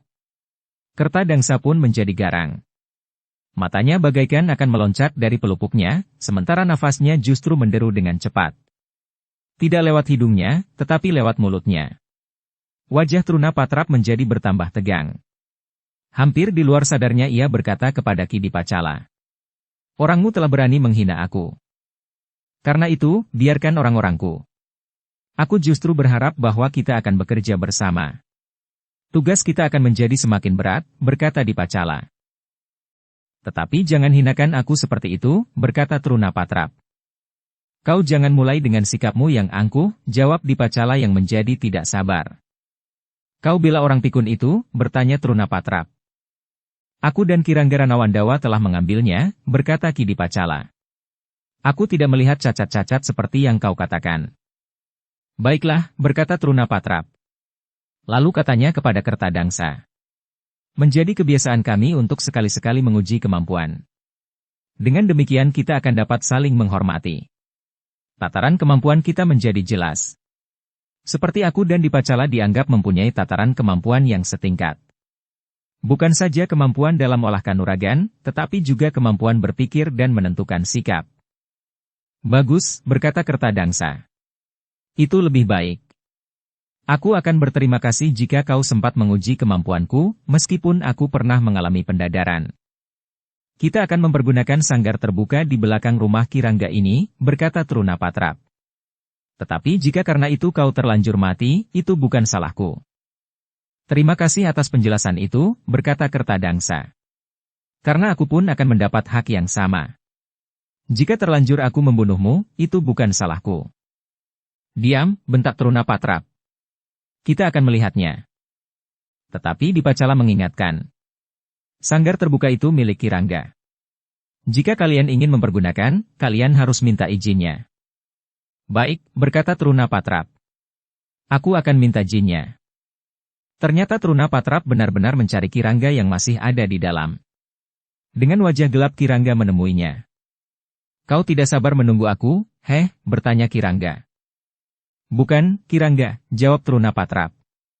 Aku akan menimbang kemampuanku dengan orang baru yang gila itu. Kertadangsa, bertanya Kirangga yang tanggap. Ya. Ia terlalu sombong, sahut Trunapatrap. Namun di luar dugaan Kirangga berkata. Lakukan. Katakan kepada Dipacala untuk menjadi saksi. Bawa 2 orang yang lain. Mungkin Wirok atau siapa lagi. Trunapatrap justru termangu-mangu. Tetapi kemudian katanya. Baik Kirangga. Aku akan membawa mereka ke sanggar terbuka di halaman belakang. Demikianlah, beberapa orang telah berada di sanggar. Dipacala memang menjadi saksi, tetapi seperti yang lain, ia pun ingin melihat apa yang terjadi di sanggar itu. Ketika kemudian Trunapatrap telah berdiri berhadapan dengan Kertadangsa, maka beberapa orang telah mencemaskan nasib orang yang telah dipungut dari lingkaran perjudian itu. Di hadapan Trunapatrap yang berwibawa di kalangan orang-orang itu, Kertadangsa nampak sudah terlalu tua.